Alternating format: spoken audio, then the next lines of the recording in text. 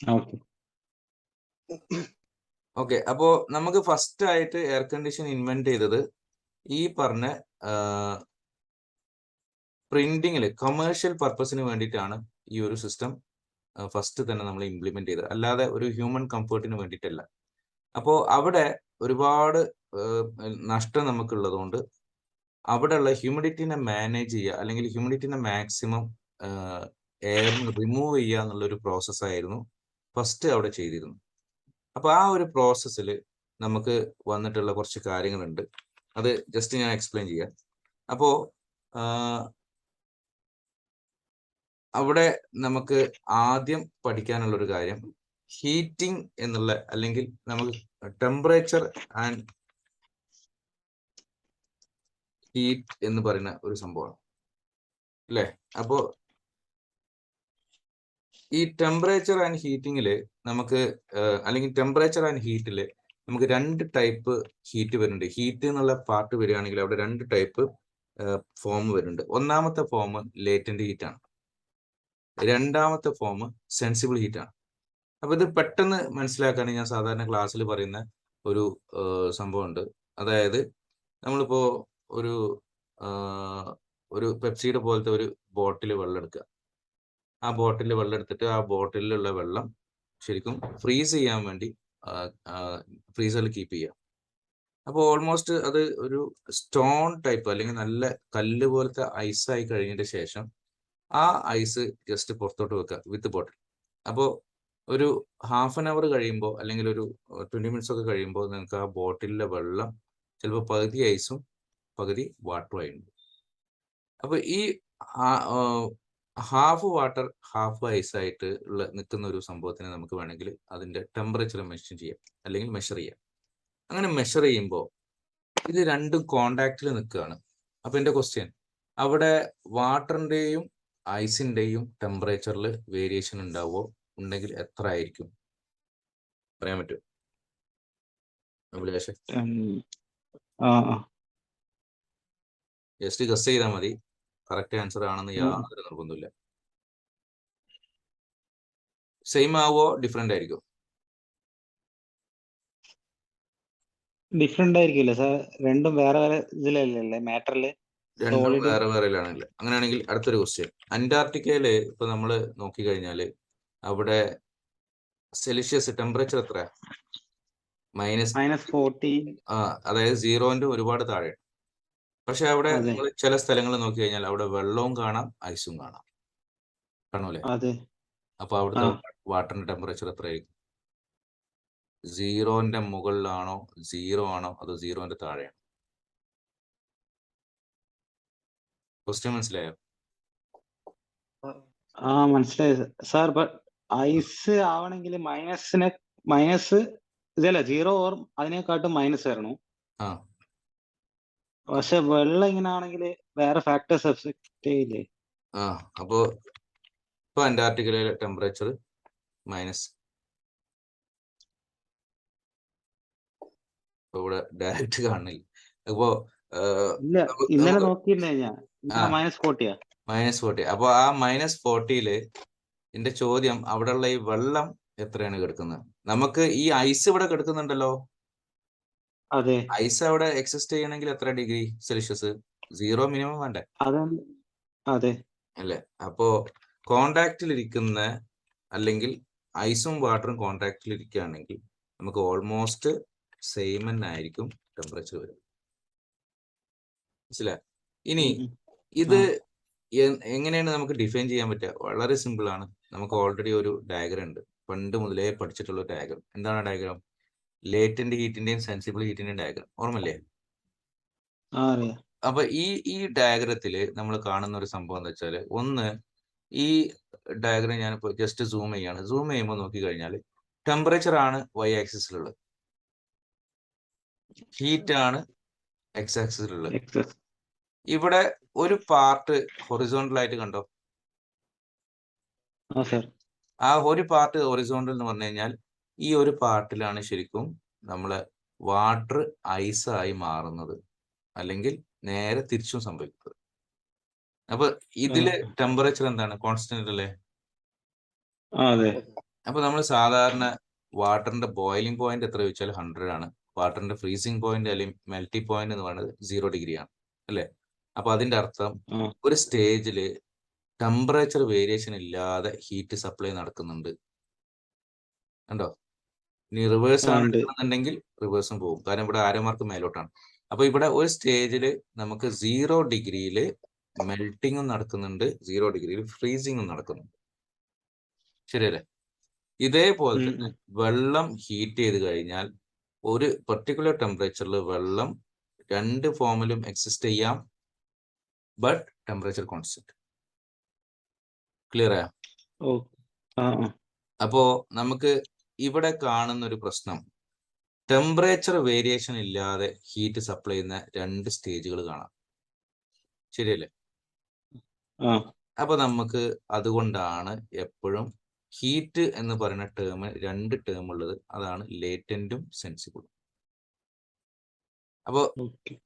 whenever we can measure the temperature, ആ സ്റ്റേജിന് നമുക്ക് എപ്പോഴും പറയുന്നത് സെൻസിബിൾ ഹീറ്റ് എന്നാണ് പറയുക. എപ്പോഴാണോ ഓക്കെ. നമുക്കത് സെൻസ് ചെയ്യാൻ പറ്റണില്ല, ജസ്റ്റ് ടെമ്പറേച്ചറിൽ നമുക്ക് അതിന്റെ റീഡിങ് കിട്ടണില്ല, അപ്പോഴാണ് നമ്മൾ ലേറ്റന്റ് ഹീറ്റ് എന്ന് പറയുക. അപ്പോ സാർ, ഇതിന് സെൻസിബിൾ നമ്മളെ ബോഡി ടെമ്പറേച്ചർ പോലെയാ?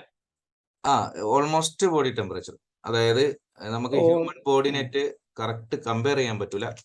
എന്താ കാര്യം വെച്ചാൽ ഹ്യൂമൻ ബോഡിയിൽ രണ്ടും പല രീതിയിലും വരുന്നുണ്ട്. പക്ഷെ നമുക്ക് എക്സാക്റ്റ് ആയിട്ട് പറയാൻ പറ്റുന്ന ഒരു കാര്യമുണ്ട്. അതായത് ഹ്യൂമൻ ബോഡിയിൽ ഇപ്പൊ ഇതില് ഞാനിപ്പോ ഒരു ഗ്രാഫ് എടുക്കുകയാണ്. ഈ ഗ്രാഫ് ജസ്റ്റ് നോക്കി കഴിഞ്ഞാൽ നിങ്ങൾക്ക് മനസ്സിലാവും.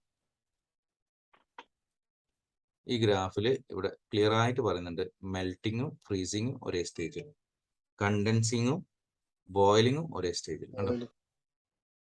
ആ അപ്പൊ ഇതിന്റെ അർത്ഥം എന്താണ്?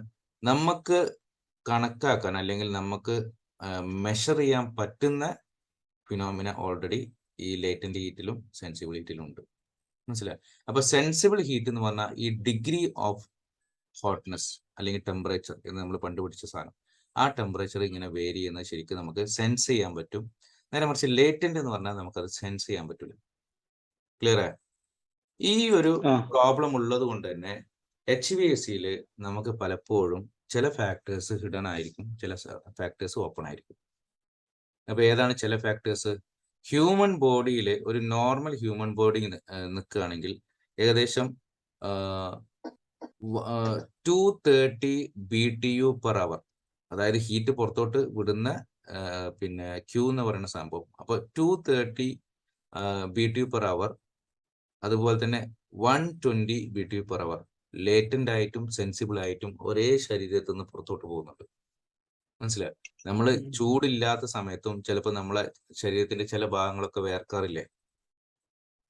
ആ ഇല്ലേ? അപ്പോ അവിടെ നമുക്ക് അത് 120 ഏറ്റവും കുറവുള്ളതാ ലേറ്റന്റ്. ഒരു മിനിറ്റ്, എന്റെ ചാർട്ട് കാണിച്ചു തരാം. നമുക്ക് ഓൾറെഡി മെറ്റബോളിക് റേറ്റ് എന്ന് പറഞ്ഞിട്ടുള്ള ചാർട്ടുകൾ ഉണ്ട്. ആ മെറ്റബോളിക് റേറ്റിൽ ഒരാളെ ബോഡി ഹീറ്റ്, അപ്പൊ ഹീറ്റ് ഫ്രം പീപ്പിൾ എന്ന് പറയുന്ന ഒരു ടേബിൾ നമുക്ക് ഓൾറെഡി നെറ്റിൽ അവൈലബിൾ ആണ്.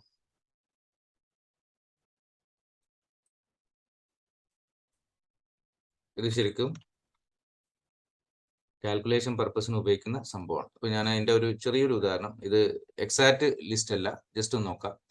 ഇതിൽ സീറ്റഡ് അറ്റ് റെസ്റ്റ് എന്ന് പറഞ്ഞു കഴിഞ്ഞാൽ 245 കണ്ടോ? അവിടെ വായിക്കാൻ കഴിയുണ്ടോ? ആ കാണുന്നുണ്ട്. 245 എന്ന് പറയുന്നത് സെൻസിബിൾ ഹീറ്റും, ഇനി ലേറ്റന്റ് ഹീറ്റ് എന്ന് പറഞ്ഞാൽ 105 ആണ് ഇവിടെ കാണിച്ചത്. ഞാൻ പറഞ്ഞ വാല്യൂ ശരിക്ക് കരിയറിന്റെ ഹാൻഡ് ബുക്കിലുള്ളതാണ്. 230 120 എന്ന് പറഞ്ഞ വാല്യൂ ഉണ്ട്, നമ്മൾ ഹാപ്പിൽ യൂസ് ചെയ്യുന്നുണ്ട്. ഹാപ്പിൽ യൂസ് ചെയ്യുന്നത്. അപ്പൊ ഇവിടെ നമുക്ക് ഇത് രണ്ടും ആഡ് ചെയ്താലാണ് ടോട്ടൽ ഹീറ്റ് കിട്ടുക. അപ്പൊ ഒരു ഹ്യൂമൻ ബോഡിയിൽ ഈ രണ്ട് പ്രോസസ്സും നടക്കുന്നുണ്ട്, ലേറ്റന്റ് ഹീറ്റും സെൻസിബിൾ ഹീറ്റും നടക്കുന്നുണ്ട്. അപ്പൊ ഇത് ആൾക്കാരെ വർക്ക് അല്ലെങ്കിൽ ഓരോരുത്തർ ചെയ്യുന്ന എഫേർട്ടിനനുസരിച്ച് എന്താ സംഭവിക്കുക? ഈ ലോഡ് ഇങ്ങനെ കൂടി വരും. അങ്ങനെ കൂടി വരുമ്പോ ഞാൻ പറഞ്ഞു സാർ, ഈ ബോഡിയിലെ സെൻസിബിൾ ഹീറ്റ് നമുക്ക് തെർമോമീറ്റർ വെച്ച് മെഷർ ചെയ്യും. ഈ ലാറ്റന്റ് ഹീറ്റ് എങ്ങനെ മെഷർ ചെയ്യുന്നത്? മെഷർ ചെയ്യാനായി നമുക്ക് കലോറിമീറ്റർ പോലുള്ള സാധനങ്ങളുണ്ട്, പക്ഷെ ബോഡിയിൽ നിന്ന് നമുക്ക് ഡയറക്റ്റ് അത് കിട്ടൂല. ഓ, ഇൻഡയറക്റ്റ് വഴിയാ? ഇൻഡയറക്റ്റ് ആണ്. കാര്യം നമ്മളെ ശരീരത്തിൽ നിന്ന് സ്വെറ്റ് ചെയ്യുന്നില്ലേ, വേർക്കുന്നില്ലേ?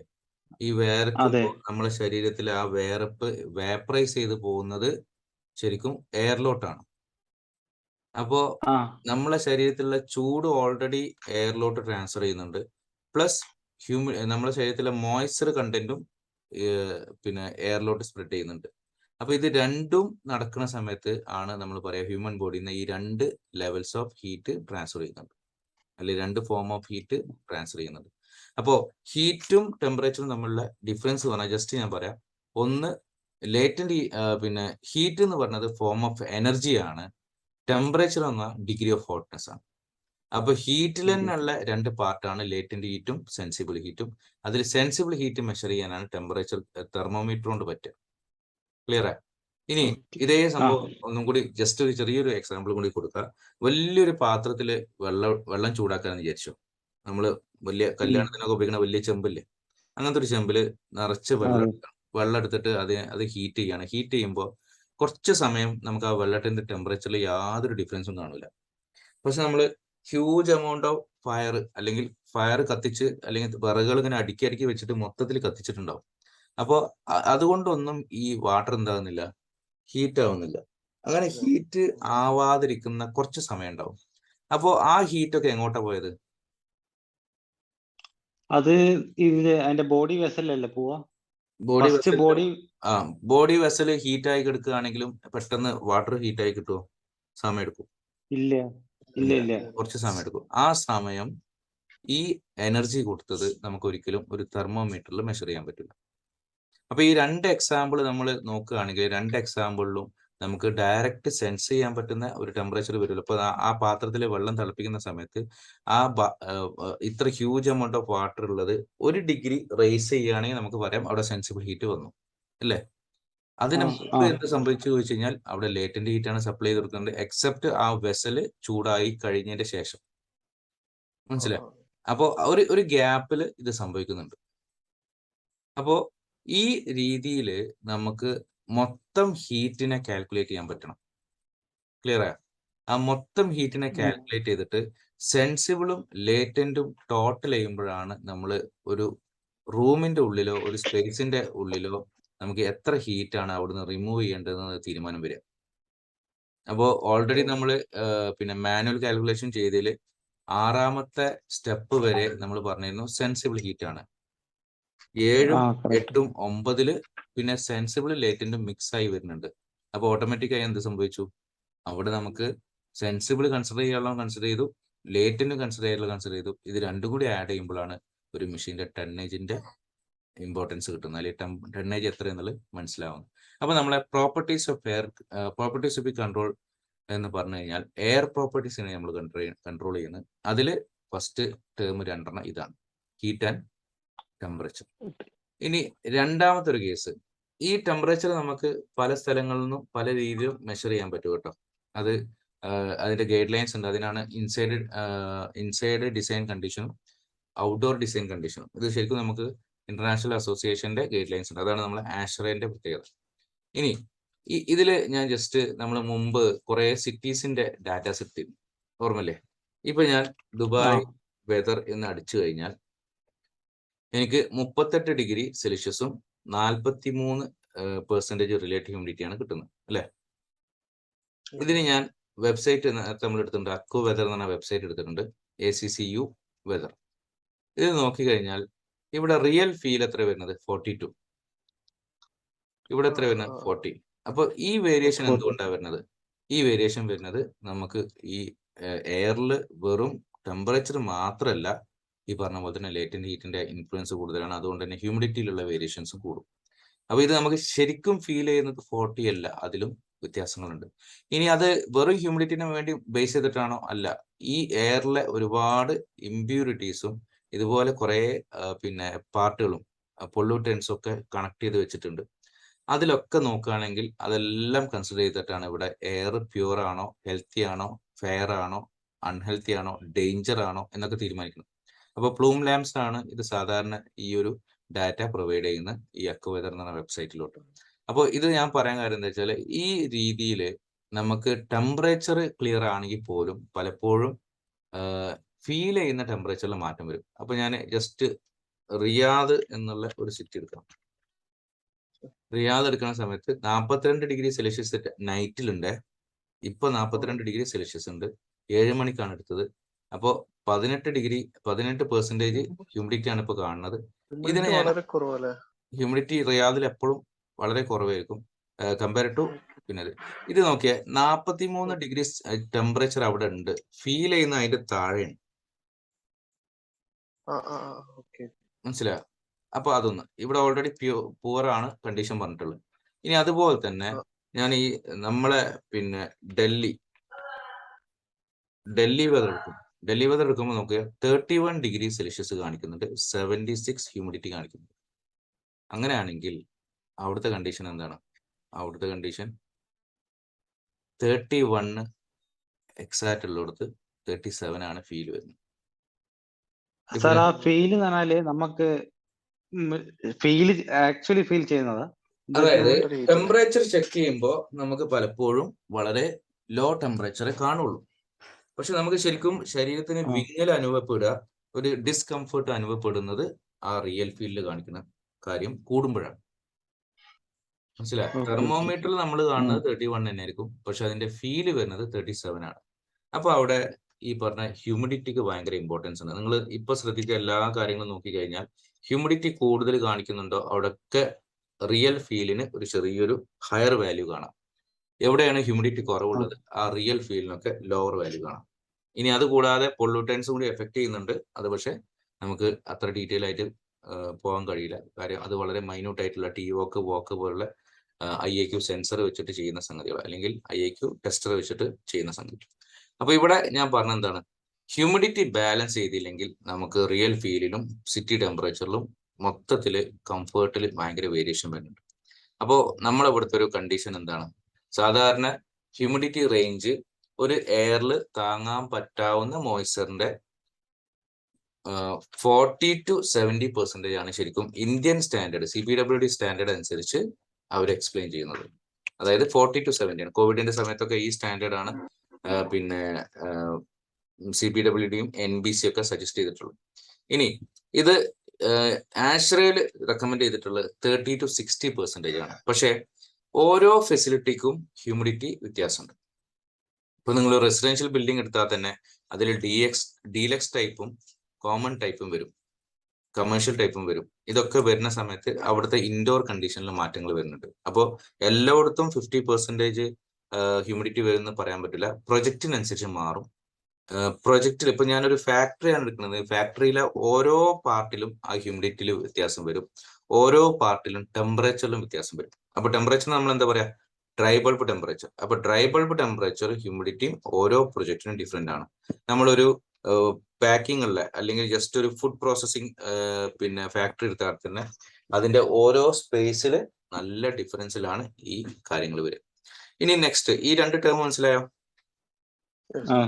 ഓക്കെ. ഇനി അടുത്തത് നമുക്ക് പഠിക്കാനുള്ളത് പ്യൂരിറ്റിയാണ്. പ്യൂരിറ്റിക്ക് നമുക്ക് ഇഷ്ടം പോലെ ഫിൽറ്റേഴ്സിന്റെ കമ്പനികളെ വെബ്സൈറ്റ് കിട്ടും. ആ വെബ്സൈറ്റ് ഞാൻ ക്ലാസ് കഴിഞ്ഞിട്ട് ജസ്റ്റ് ആ വെബ്സൈറ്റ് പിന്നെ ഷെയർ ചെയ്യാം ഗ്രൂപ്പിൽ. ആ വെബ്സൈറ്റിന്റെ പ്രത്യേകത എന്താ വെച്ചാൽ, നോർമൽ നമുക്ക് സാധാരണ കാണുന്ന ഫിൽറ്റേഴ്സ് എന്ന് പറഞ്ഞാൽ AHUലൊക്കെ കൊടുക്കുന്ന ഫിൽറ്റേഴ്സ് എന്ന് പറഞ്ഞാൽ 6 സ്റ്റേജിലുള്ള ഫിൽറ്റേഴ്സ് ആണ്. ഈ ഫിൽറ്റേഴ്സ് നമുക്ക് ആശ്രയിലുള്ള റെക്കമെൻഡേഷൻ അനുസരിച്ച് MVRV റേറ്റിംഗ് എന്ന് പറയുന്ന സംഭവമുണ്ട്. ഈ MVRV റേറ്റിംഗിൽ ഫിൽറ്റേഴ്സ് നമുക്ക് ഓൾറെഡി വലിയൊരു ലിസ്റ്റ് തന്നെ പ്രൊവൈഡ് ചെയ്യുന്നുണ്ട്. അപ്പൊ ഈ ലിസ്റ്റിൽ ഇവിടെ കാണിച്ചിട്ടുണ്ട് ഓരോ MVRV റേറ്റിംഗ് എത്ര വരുന്നത്, ഏത് മുതൽ ഏത് വരെ വരുന്നത്. അപ്പൊ ഒരു 17 മുതൽ 20 വരെ അല്ലെങ്കിൽ അതിന്റെ മേലോട്ട് കിട്ടുന്ന പിന്നെ ഫിൽറ്റേഴ്സ് ഒക്കെ ഓൾമോസ്റ്റ് ഹെപ്പ അല്ലെങ്കിൽ ULPA ഫിൽറ്റേഴ്സ് ആണ്. ഓരോ ഫിൽറ്റേഴ്സിന്റെ ക്ലാസിഫിക്കേഷൻ സെറ്റ് ചെയ്തിരിക്കുന്നത് ആശ്രയാണ്. അതുകൊണ്ട് തന്നെ ഫിൽട്ടർ റേഞ്ച് എന്ന് പറയുന്നത് നമുക്ക് ഒരുപാട് MVRV റേറ്റിംഗ് അടിച്ചാൽ തന്നെ ഒരുപാട് സ്ലൈഡുകൾ വരുന്നുണ്ട്, അല്ലെങ്കിൽ ഒരുപാട് പിക്ചേഴ്സ് വരുന്നുണ്ട്. ഇതിലൊക്കെ നിങ്ങൾക്ക് ഓരോ ക്വാളിറ്റീസ് അല്ലെങ്കിൽ ഓരോ ടൈപ്പ് ഫിൽറ്റേഴ്സിന്റെ ക്വാളിറ്റി എത്രമാത്രം ഉണ്ട് എന്നുള്ളത് മനസ്സിലാക്കാം. ഓരോ സർവീസിനും എത്ര എന്നുള്ളത് നമുക്ക് ഡയറക്റ്റ് ആയിട്ട് കിട്ടും. ഹോസ്പിറ്റലിന് എത്ര കിട്ടണം, അതുപോലെ തന്നെ ഫാക്ടറീസിന് എത്ര കിട്ടണം, അല്ലെങ്കിൽ മറ്റുള്ള കാര്യങ്ങളിലൊക്കെ ഏതെങ്കിലും മറ്റുള്ള സർവീസുകളൊക്കെ വരുമ്പോൾ എത്ര കിട്ടണം, ഇതൊക്കെ ആഷറിൽ ഓൾറെഡി റെക്കമെൻഡ് ചെയ്തിട്ടുണ്ട്. അപ്പൊ അവിടെ നോക്കുകയാണെങ്കിൽ അതിന്റെ ഒരു ആപ്ലിക്കേഷൻ ഗൈഡ് ലൈൻസ് ആണ് ഞാൻ അവിടെ സ്ക്രീനിൽ കാണിച്ചത്. ഇപ്പൊ കാണുന്നുണ്ടോ? അപ്പൊ അതിൽ MBRE സ്റ്റാൻഡേർഡ് 52.2 എന്ന് പറഞ്ഞ ചാപ്റ്റേഴ്സിൽ, അല്ലെങ്കിൽ ആഷറിന്റെ 52 കോഡിലാണ്, ഗൈഡ് ലൈൻസിലാണ്, സ്റ്റാൻഡേർഡ്സിലാണ് അത് ശരിക്കും സ്പെസിഫൈ ചെയ്തിട്ടുള്ളത്. അപ്പൊ അതിന്റെ ആ ചാർട്ടാണ് അവിടെ കാണുന്നത്. അപ്പൊ ഇതിൽ നോക്കുകയാണെങ്കിൽ നമുക്ക് റൈറ്റ് സൈഡിൽ നോക്കാം, typical filter type, typical application കാണാം. റെസിഡൻഷ്യൽ മുതൽ അങ്ങ് തുടങ്ങിയിട്ട് നമുക്ക് ലാസ്റ്റ് ഉള്ള ഹോസ്പിറ്റൽ 13 മുതൽ 16 വരെ ഹോസ്പിറ്റൽ, ഹെൽത്ത് കെയർ എന്ന് പറഞ്ഞ സംഭവങ്ങൾ വരുന്നുണ്ട്. ഇതിലും മേലോട്ട് പോകുമ്പോഴാണ് ഞാൻ നേരത്തെ പറഞ്ഞ ULPA ഫിൽറ്റേഴ്സ് വരും. അപ്പോൾ ഓരോ പ്രൊജക്റ്റിന് അനുസരിച്ച് നമുക്ക് മെഷീനിൽ ഈ ഫിൽട്ടർ സിസ്റ്റം ഇംപ്ലിമെന്റ് ചെയ്യാൻ പറ്റും. അപ്പൊ അതാണ് നമ്മളെ മൂന്നാമത്തെ പോയിന്റ്. അപ്പൊ നമുക്ക് എന്തൊക്കെ വേണം? എയർ കണ്ടീഷൻ എന്ന് പറഞ്ഞു കഴിഞ്ഞാൽ 5 പോയിന്റ് വേണം, അതിൽ 3 നമ്മളിപ്പോ പറഞ്ഞത്. ഇത് ക്ലിയർ അല്ലേ? ക്ലിയർ. ഓക്കെ. ഇനി നമ്മൾ എവിടെയാണ് ഈ ഫിൽട്ടർ കൊടുക്കുക? ഫിൽട്ടർ സാധാരണ കൊടുക്കുന്നത് എയർ കണ്ടീഷൻ സിസ്റ്റത്തിന്റെ ഇവാപ്പറേറ്റർ യൂണിറ്റിലാണ്. അപ്പൊ ഇവാപ്പറേറ്റർ യൂണിറ്റിൽ വരുന്ന 2 പാർട്ടാണ് FCയും AHയും, ഫാൻ കോയിൽ യൂണിറ്റും എയർ ഹാൻഡ്ലിംഗ് യൂണിറ്റും. നേരത്തെ നമ്മൾ പറഞ്ഞിട്ട് FCU എന്ന് പറയുന്നത് ഒരു ഫാന്, ഒരു കോയിൽ, ഒരു ഫിൽട്ടർ, ഇത്രേ ഉള്ളൂ. AHU എന്ന് പറയുന്നത് നമുക്ക് ഏകദേശം 15ഓളം കമ്പോണൻസ് ഉള്ള AHU നമ്മൾ മെഷീൻ സെലക്ഷനിൽ പഠിക്കുന്നുണ്ട്. അപ്പൊ അത് നമുക്ക് പിന്നെ ഇമ്പോർട്ടന്റ് ആണ്. പിന്നെ ഇത് കൂടാതെ നമുക്ക് FHU വരുന്നുണ്ട്. FHU എന്താണ്? Fresh air handling unit. അതായത് അത് വെന്റിലേഷന്റെ പാർട്ടാണ്. ഒരു ബിൽഡിങ്ങിലുള്ള കംപ്ലീറ്റ് എയർ പ്യൂരിഫൈ ചെയ്തിട്ട് അല്ലെങ്കിൽ ഫ്രഷ് ട്രീറ്റ് ചെയ്തിട്ട് ഓരോ റൂമിലോട്ടും സപ്ലൈ ചെയ്യാം. അപ്പൊ അതിന് മുകളിൽ റൂഫിൽ വെക്കുന്ന ഒരു പാർട്ടാണ് FHU. അതായത് building complete air tight building ആയിരിക്കും. അതായത് കംപ്ലീറ്റ് ഗ്ലാസ്. റെഫ്രിജറന്റും ചില്ലറും പോകേണ്ടി വരില്ലേ? ലൈനും ചില്ലർ ലൈനും. അല്ല, FHUലോട്ട് ചില്ലർ ലൈൻസ് ഉണ്ടാവും, കൂളിംഗ് ലൈൻസ് ഉണ്ടാവും. പക്ഷെ അത് ഒരിക്കലും എയർ കണ്ടീഷന്റെ പാർട്ടായിട്ടല്ല എടുക്കുന്നത്, വെന്റിലേഷന്റെ പാർട്ടായിട്ടാണ്. അപ്പൊ നിങ്ങൾക്ക് ഔട്ട്ഡോർ എയറിനെ വേണമെങ്കിൽ ഫിൽട്ടർ ചെയ്യാം. അപ്പൊ ഫിൽട്ടർ ചെയ്തിട്ടാണ് ഉള്ളിലോട്ട് എടുക്കുക. ഔട്ട്ഡോർ എയറിനെ വേണമെങ്കിൽ ലോവർ ടെമ്പറേച്ചറിൽ ആക്കിയിട്ട്, അല്ലെങ്കിൽ റൂം കണ്ടീഷൻ ടെമ്പറേച്ചർ ആക്കിയിട്ട് സപ്ലൈ ചെയ്യാം. മനസ്സിലായോ?